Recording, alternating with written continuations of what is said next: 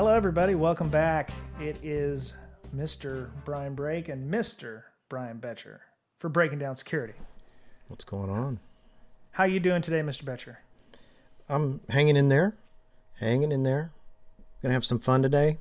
Oh, man. We have a treat for you. We were spiking the eggnog for the Christmas party here at Breaking Down Security World Headquarters and opened the door to the broom closet, and out pops our latest interview, Mr. Benjamin Donnelly.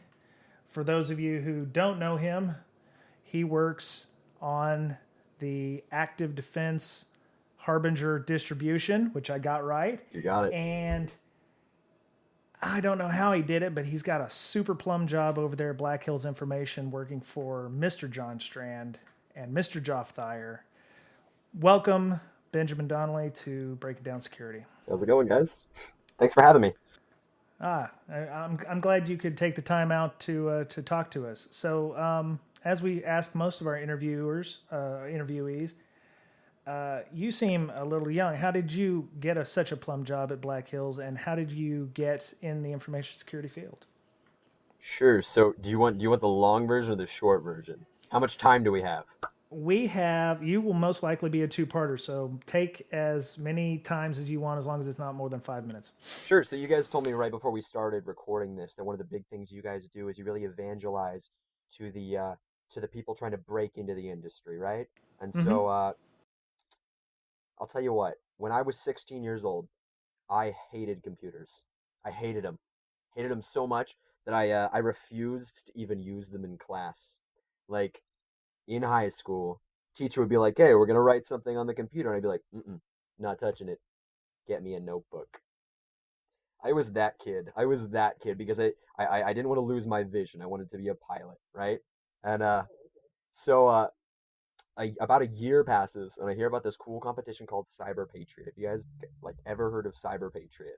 Yeah. Yes. I believe Brian, what's his name? Brian down in Texas. Brian CISO.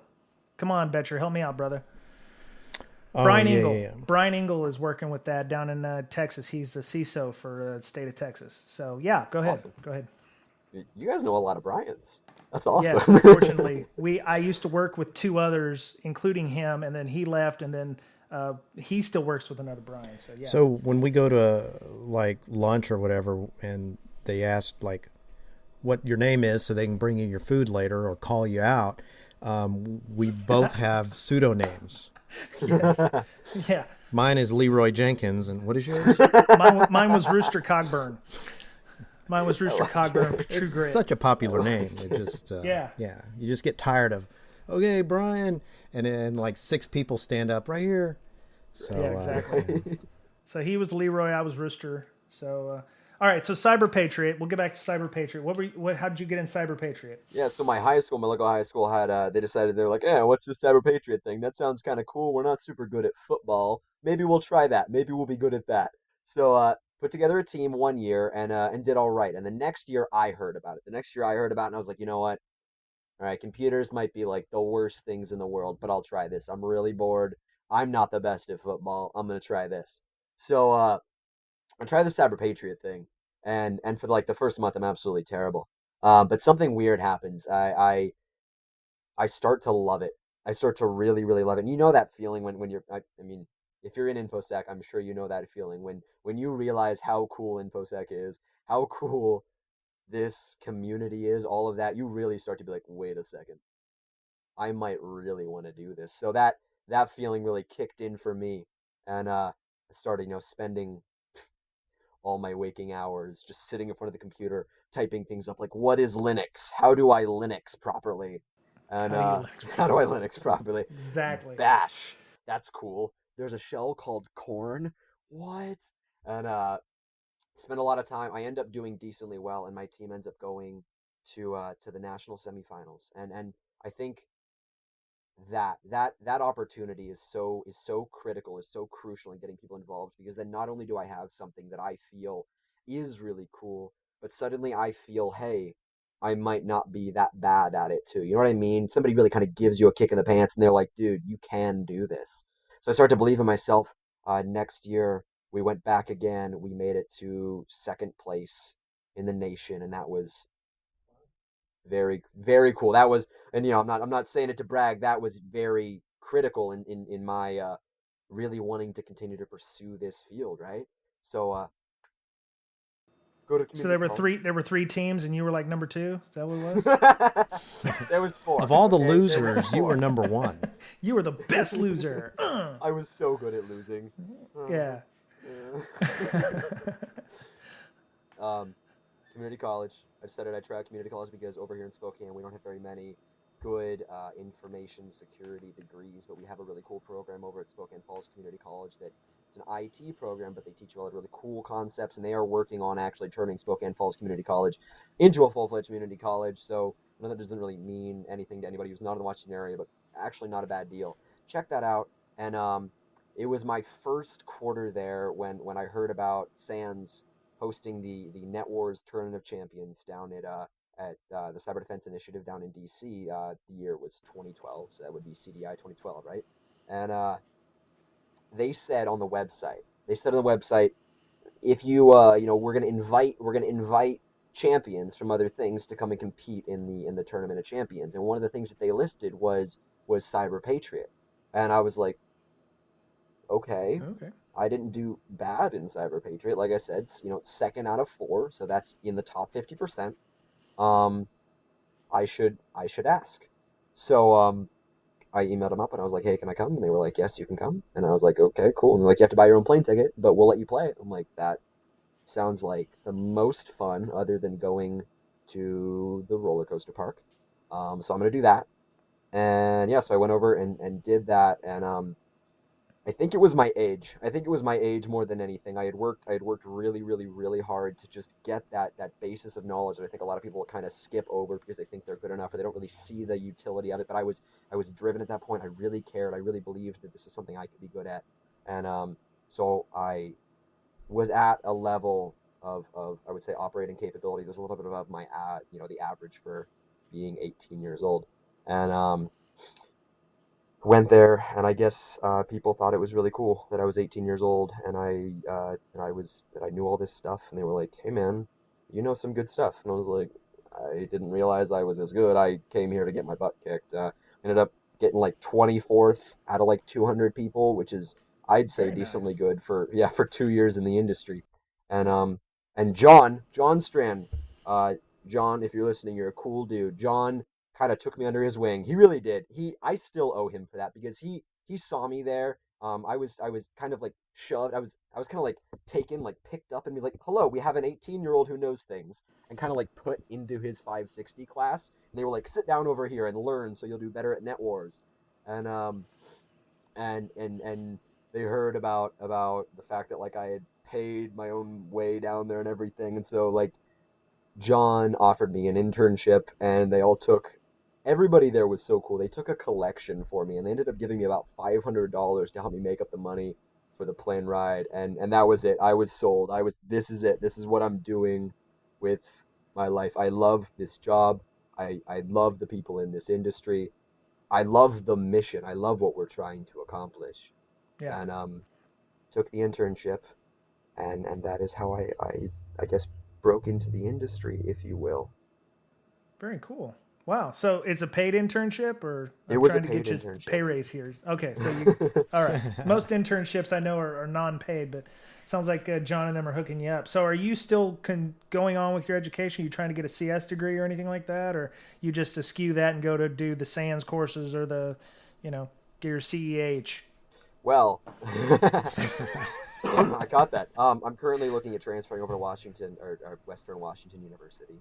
So Okay. I noticed they were doing pretty good in just last year's Pacific Regional Collegiate Cyber Defense competition, and so they've got a pretty cool program. I've checked them out a little bit. I'll be completely honest with you guys. You don't necessarily need it. You know what I mean? Like we're not at that stage yet, in my opinion, and maybe this is getting a little bit too political, but in my opinion, we're not at that stage yet where you really, really, truly need a degree because there aren't that many good programs out there. There are amazing programs out there for cybersecurity, but a lot of them are like management cybersecurity and like risk analysis and stuff. And I'm a little bit more interested with practical applications and stuff. But anyway, yeah. So I'm gonna be trying to do that. We'll see how that goes. Yeah, I only got a B I got a University of Phoenix degree, so there's that. And Betcher's more traditional. He got his CS from UT Austin. So yeah, in this day and age, you can learn a lot by just doing offline by yourself. Getting out there into the community, going to some cons and networking, and just showing what you know, which is what you did. You went to a convention, or you went to an event, a security event, and got yourself seen. And so you're kind of a unorthodox method. I started in the Navy. You started right out of high school. Young punks, right? Get off my lawn. Get off my lawn. You are working at Black Hills. How did you get involved with the ADHD project? John was like, "Hey, intern, work on this." I'm sorry. Okay. I wish there was like a really cool story, but that's pretty much what it was. He was like, "Do this stuff," and I was like, Yeah. "Please don't fire me. Okay, I will do this stuff." Like, And you're not the only intern working on ADHD, right? There's a couple, 5, 6, 7. at the time, I believe I was the only intern at BHIS. Okay. Now we've just recently raised a small army, so Yeah. that's a thing. We're I guess expanding would be the word. I don't know. We have a small army of interns, and they are doing tasks. I don't know what, but Okay. at the time it was just me. It was me, and we had some of the full-fledged employees also working on it, but I was the only like scrawny little intern working on it. So. All right, so ADHD. What exactly did you contribute to that project? Did you create any interesting tools, or did you just refine the existing ones? So I don't want to say I've been the project lead or anything, but I've done a lot of the heavy lifting for some of the documentation. I've worked really, really closely in tandem with Ethan Robish. I just messed his name up. Ethan Robish. Ethan Robish. Please don't kill me, Ethan, for saying your name wrong. Yeah, I worked really closely in tandem with Ethan Robish to work on the documentation for the 050 release of ADHD. That was that kind of big one that's been out there for a while now. And then for the last year, we've been working very, very hard to take ADHD as what it was, kind of back about a year ago. It was about it was like kind of like a proof of concept, but it existed, it worked. It wasn't really just like, here's an idea. It worked, but we didn't really have too many tools. We didn't have too many things. We ended up kind of being like, hey, ADHD, but we'd come back to like the same 2 or 3 tools time and again. So we have been working really, really hard to try and expand the repertoire of ADHD, to move it into new areas and to give people new possibilities, inside of the OS. So you guys have heard about the latest release, I'm sure, maybe 060. Yep, I downloaded it and have it actually running on my desktop right now. Awesome. Please tell me if anything is wrong in that thing. I have spent hours toiling over it, but if something's wrong, it's my job to fix it. So please, ADHD at blackhillsinfosec.com. So Okay. No, I really love the one thing I do love about it is the website documents. It's right on the desktop. It's easy. You just double click on it, and it brings up, all the credentials, the tools. It goes through some examples on how to use various things, including a program that I found on here called Crypto Locked, which I found interesting. I don't know who created that, but I'm still looking that up. Do you happen to know who might have created that? It might have been me. It might have been. Possibly. I can neither confirm nor deny. Well, that's odd. What a coincidence. That's right. Yeah, what a coincidence. So, what was your idea for bringing up Crypto Locked? It sounds like it's a tripwire on steroids a little bit. A little bit. So, Crypto Lock specifically was kind of like and I don't want to say tongue-in-cheek, but kind of like a very furious response to Crypto Locker. Yes. Right. So everybody knows Crypto Locker, and it's that one piece of malware that everybody's like, oh, you didn't. You know what I mean? Exactly. And so sat down with a bunch of friends and was like, hey guys, let's flip Crypto Locker the bird. What are we gonna do? Let's do something. Well, hey, what if we kind of took this whole tripwire concept and we just cut off. We're not going to decrypt it. Everybody's like, trying to focus on a way to like decrypt the files or to like identify the signatures. I'm like, let's do something else. Let's come up with a way to say, hey, this system is compromised. let's either respond immediately to a very, very obvious indicator of compromise, right? Or let's just shut the system down because we can't trust it anymore. Mm-hmm. So yeah, it's a tripwire on steroids, if you will. And the idea is it doesn't just, alert you or anything. I'm really focusing on that response. And I do need to go in there and build more payloads. I've been a little bit busy, but I'm hoping to have at some point in the future, and I know that's such an empty, hollow promise. I'm sorry, guys, but more payloads, more capabilities. It is really supposed to be kind of an automatic response to, a very, very clear indication that your computer is getting messed with, and that will, that'll what we have right now should, in effect, stop something, well, I don't want to say any type of ransomware, but CryptoLock's style ransomware, CryptoLocker style ransomware. Yeah. Three things it's from what I read of the documentation that it will do. It will either send an email notification that a file has been played with, modified. Now, modified is like edited or somebody's touched the file and changed the timestamp. That's what I'm understanding. Contents of the file. Okay. I'm working on a hash of the file. I'm using the whole hashing concept as from Tripwire and things like that. So yeah, if the file is modified through that, I don't know if that includes the metadata actually. I don't know if that's included inside of the function that I used. Okay. It's a very, very good question. Yeah. But yeah, if the file is modified or the file is destroyed, and when you're looking at something like CryptoLocker, it's going to remove your stuff and it's going to create an encrypted copy. So. Yeah. Okay, so it will send an email. You can also have it shut down the system. And from what I understand, there's some forensics it takes before it crashes or shuts down the system. Or it will also deploy countermeasures, you said, as a part of testing? So countermeasures is what I really want to do. Countermeasures is what I'm very, very excited about. That's where I want to take this, right? Because I want to say, hey, look, this file just got modified. Who was it modified by? Let's knock that process off immediately, right? Mm-hmm. And so that's what I'm working on doing. Okay. That's some of the way that I want to take this, but I don't have that coded up yet. So by all means, if somebody out there wants to do that for me, that would make me very, very, very happy. And it's easy because you wrote it in Python, so yes, of course. Yes, the master language yes. for infosec these days. You got it. so other than, sorry, are you going to change the name once CryptoLocker no longer becomes like a thing? Because the first thing I thought of was CryptoLocker. Everything when I looked for crypto locked, all I could find was on the CryptoLocker stuff. So you were kind of difficult to find until I actually brought up ADHD. So what you said you wanted to change some of the hashing issue. Is there something else that you'd like to do? You said more payloads. Was there any other innovations that you're working on or wanting to add to it other than that? So, yes, not specifically in terms of this one script, if that makes sense, but there's kind of a theory that I've been working towards for a very, very long time, and not just me, a lot of the guys at Black Hills InfoSec, and that is obviously active defense, but taking active defense even one step farther into kind of this automatic response, right? This truly to create an intelligent machine or a machine that reacts semi-intelligently to an attack just based on simple little things like this. So that sounds very abstract, you know what I mean? But think of this as one little type of antibody. Mm-hmm.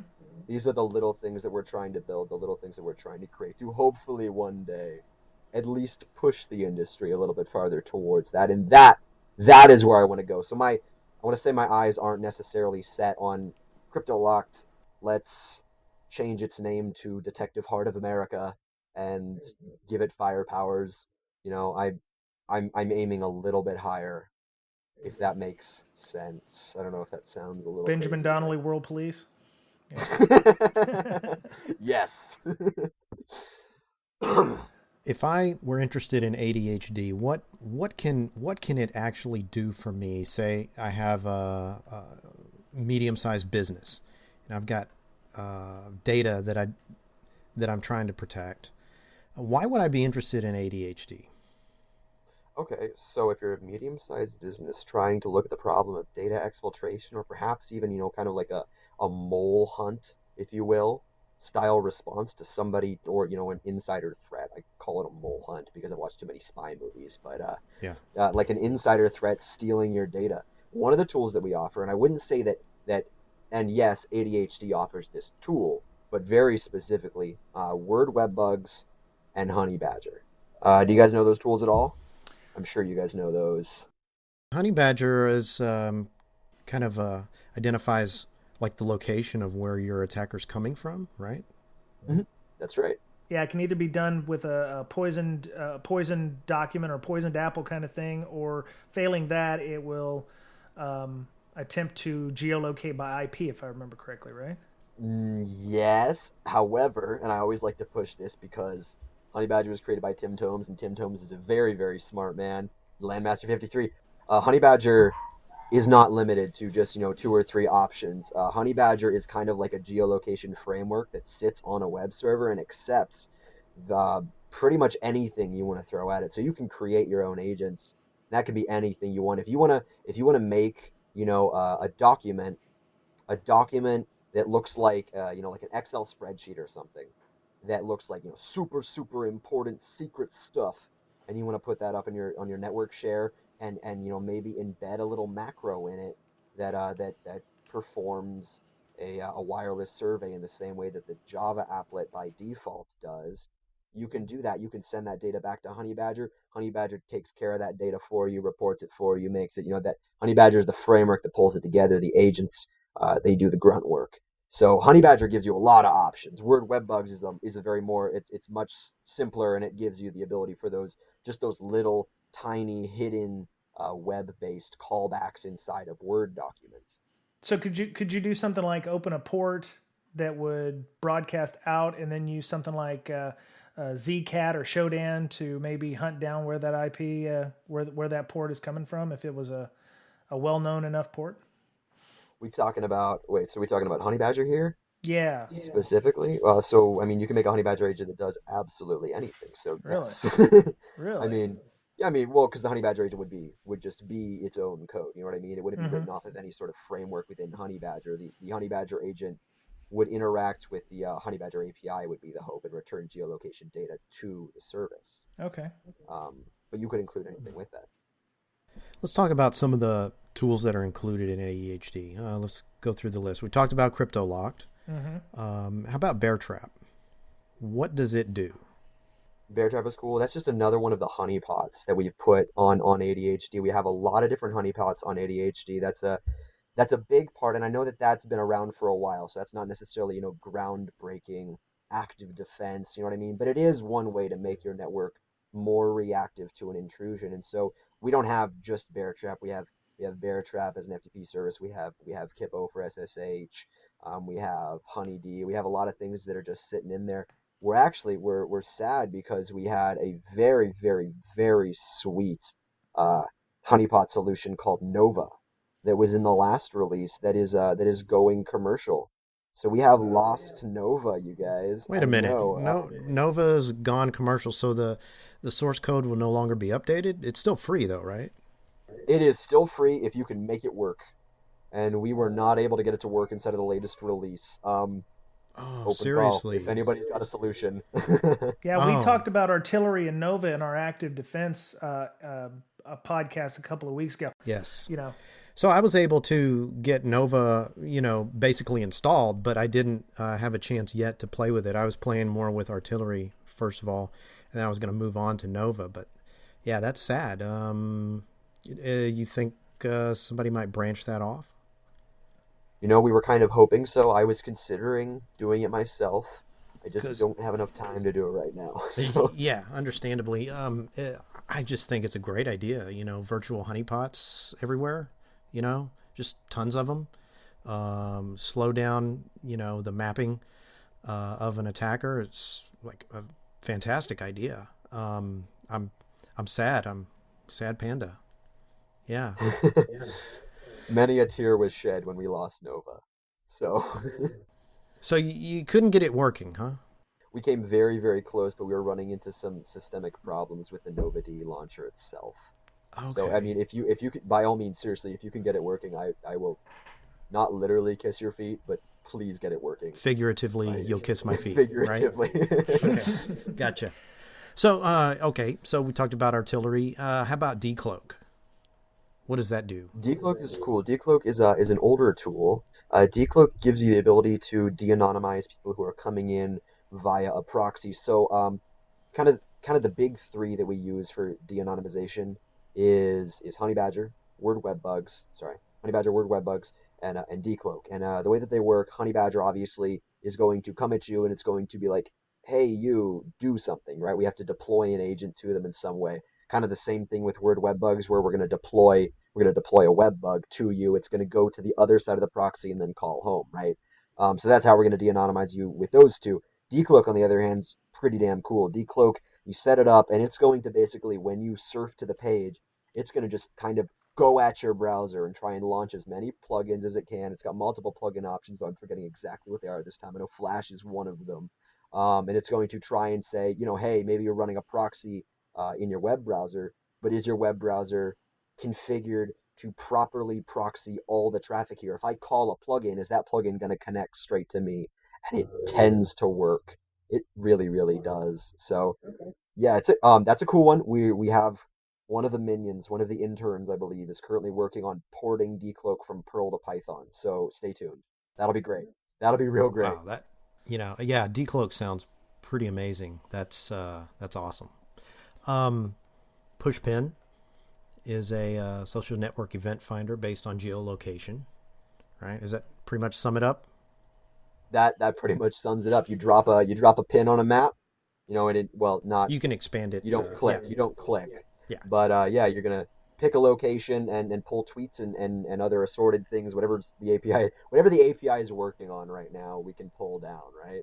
So tweets almost always work. That's the main one that will have people target. That's a really cool tool. That one is just fun to have. Like, if you guys remember the Boston bombings, um, Pushpin, I was able to stay informed very literally. I was quite literally following the events on the ground using Pushpin. You know what I mean? So it's not like being there, but you really do stay updated. So that is a tool to check out if you guys are interested in that at all. Yeah. And it's easy to remember that all of these tools are open source and so if you find one that you want to use, instead of installing all of ADHD, you can grab specific tools, including yours. Yours is available on a website as Bitbucket, and what is that? Zaix? Zaix. I know. I'm a weird person. I pick weird names. I'm sorry, you guys. That's okay. I don't pronounce words properly with my face. So yeah. But yeah, you can pick and choose. It's like Kali. After a while, people want to roll their own Kali, basically, because there's way too many tools in Kali. Some people believe, not me, but thank you, Kali people. We love you.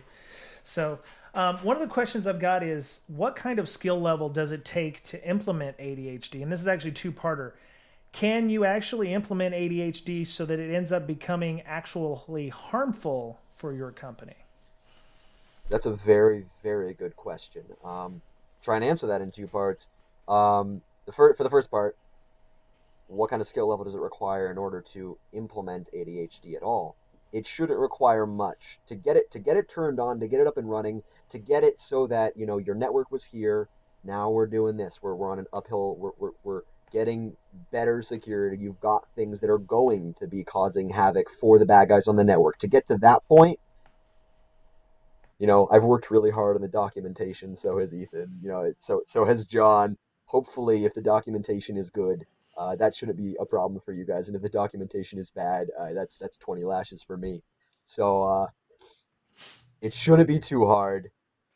In terms of causing damage, in terms of shooting yourself in the foot with ADHD, I cannot think of a way that you would do that.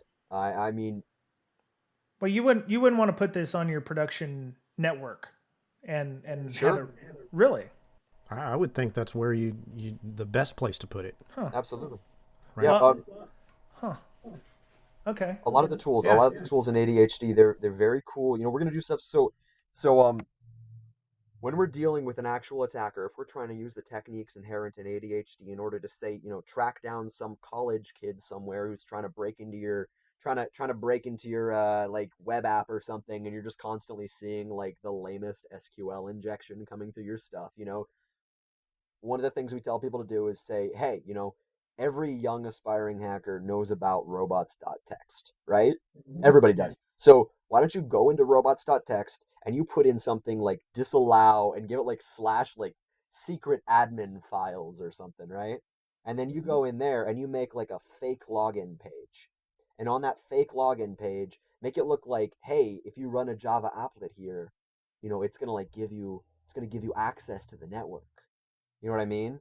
So you've got this trap, you've got like this breadcrumb over here in the robots.txt, and that kid's gonna come in and he's gonna be like, ooh, robots.txt, oh, that looks good. He's gonna go straight to it. Obviously they're trying to keep Google away from it, so I'm gonna go there. You know what I mean?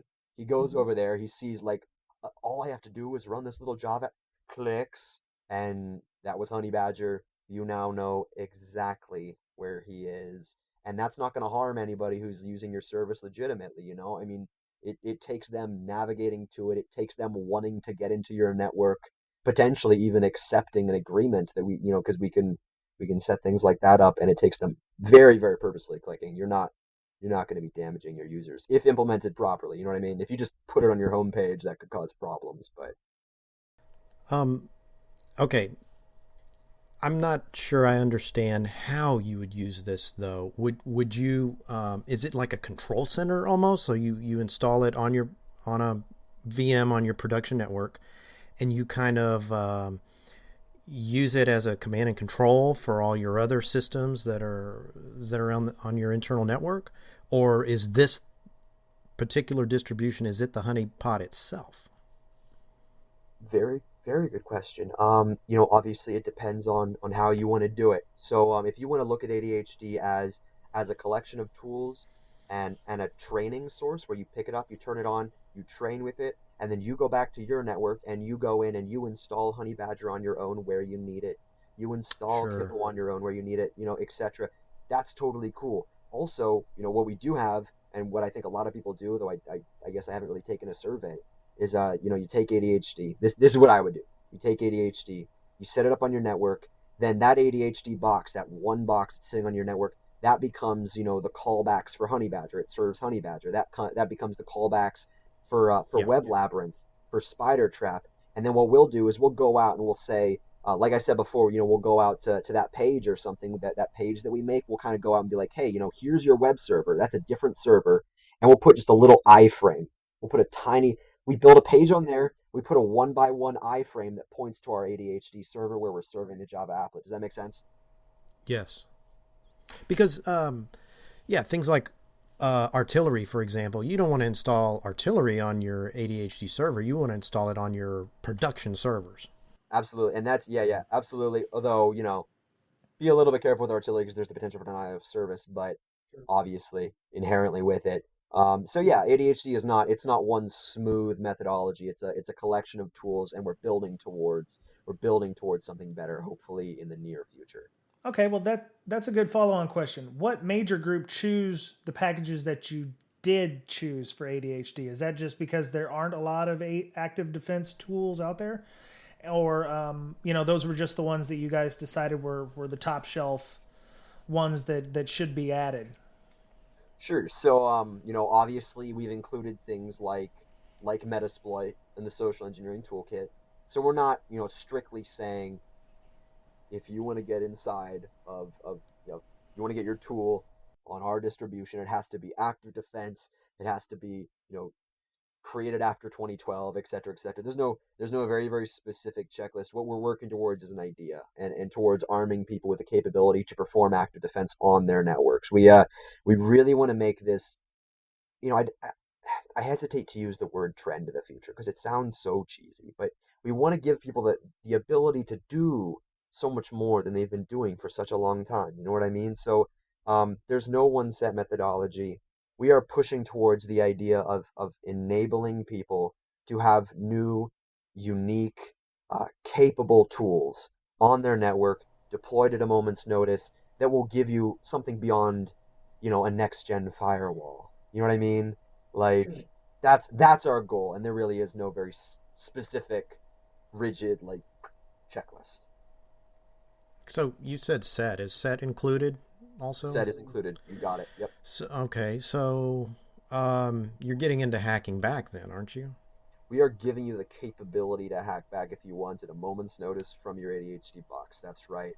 There are situations, no matter how rare, where that is what you want to do. And to be fair, Set does more than just purely hacking back. I could use Credential Harvester to do something as simple as clone my own login page in order to catch somebody who's trying to do SQL injection. You know what I mean? So, but yeah, we are enabling you to do that if you so choose. Yeah, Set does a pretty good job of making fake-looking web pages for logins and such like that. So if you needed to be able to make an on-the-fly app, you might use Set to make it look Quickly. like your front page when in fact it's just something that's going to harvest your credentials. So yeah. So what does it? Do you think that with using the ADHD tools as implemented, do you think you can always get 100% attribution? What do you mean by 100% attribution? Like, can we say this is who is doing it? Is that what you're Yes. saying? Yeah. Can you always like guarantee or better than 90%? Let's put it that way. Can you get better than 90% that you can exactly know who in Istanbul or in Outer Mongolia, where we're very popular? Thank you, Outer Mongolians. Hoorah. To know that is the person or that is the group that is doing it. Well, Brian, um, Which one? Oh, either of you, the quantum mechanics tells us that everything in the universe is probability. bullshit. Bullshit. No, we can never guarantee 100%. I don't think that's reasonable.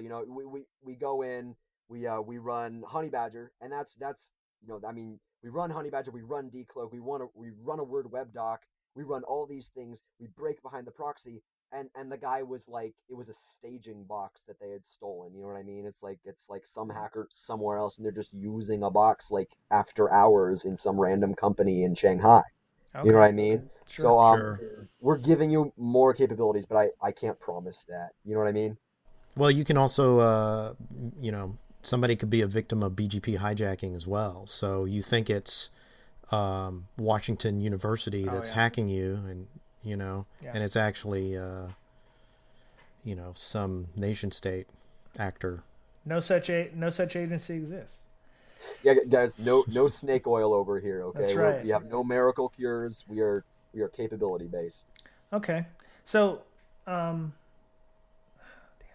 I had a question that was good. Okay, so that's what it was. No. I got it. So you have documentation in ADHD on how to use the actual applications. Is there any place on there that will be like, okay, you found out who it is, what do you do next? Ooh, that is a good idea. Now, I'm not. That's a good idea. I'm not sure if I'm in any way qualified to give legal advice potentially to anybody in any country in the world. Yeah. Um, Because I mean, you're the medium sized company, and you're like, ooh, I need to get attribution. I know we're getting all kinds of stuff exfiltrated. I know the IP address. I know that it's this guy's house in Wilmington, Delaware. What do I do now with the information? I will tell you this. We don't have that included in ADHD. That is not a bad idea, though, by any stretch of the imagination, if we could do it properly. In the past, what we have found is we'll go to companies, and they've got, like, somebody's hitting them, and we'll come in with ADHD. We'll use something cool like Honey Badger. We'll de-anonymize the target, figure out where they're at, maybe call them up, confirm, you know what I mean, like over the phone, get them to pretty much admit, and then go to the police, right? Because that seems like the next logical step. Go to the police and say, we've got the bad guy. They were doing this. They are located right here. Here's how we know. Go get them. And the cops will say, I'm sorry, who are you? Yeah. You know what I mean? Yeah. Like, enforcement is an issue, whether or not we can get that attribution.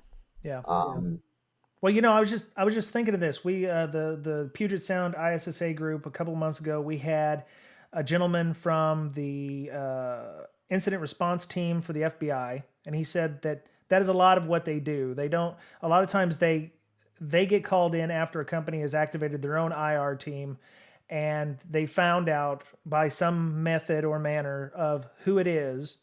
And then they call the FBI, because usually a lot of these things happen with overseas, or it's, across state lines. So you're automatically dealing with federal at that point anyway.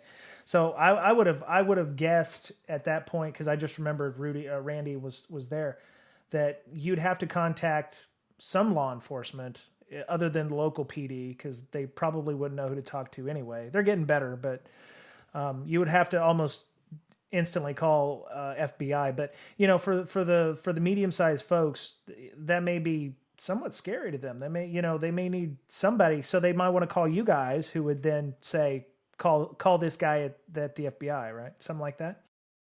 I'm not saying that John would be able to give out legal advice. But that is, you're definitely identifying to me a need that I had not even noticed before. So I mean, that I will tell you right now, that is going to be on the top of my my queue list for what we talk about tomorrow. Well, I know your boss did do a training on ADHD, because shortly after it came out with 060, because one of the things I was trying to remember was why he wanted to be so paranoid about getting a gift card, a Visa gift card, setting up a PayPal account, using a burner phone. I think it had something to do with the notifications being sent to like a virtual private server or something.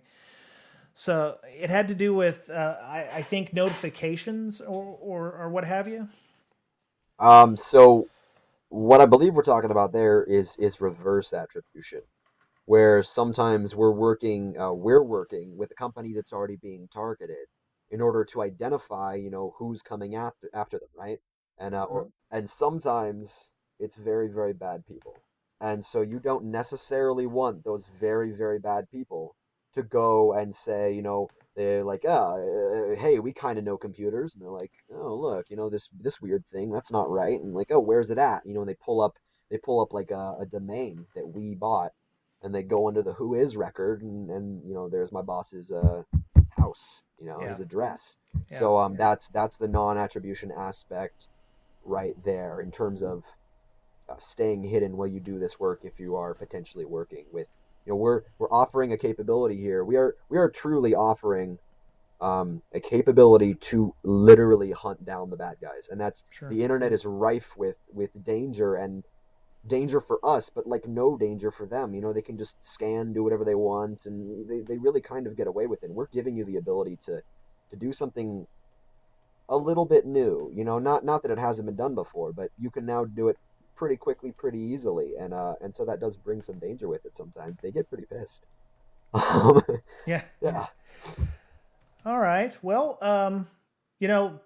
that was fantastic. I didn't realize we were going to get that much time on ADHD, because I'm very interested in active defense, but I realize that it has to be tempered. You can't just you can't be that lowly admin wanting revenge.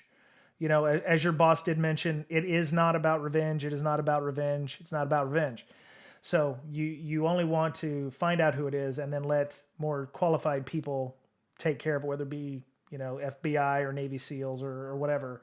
So, Ben, I like how the methodology you have, like with CryptoLock, you had a problem, and you just took a step back, didn't think about anything else, and said, how do we solve this particular problem?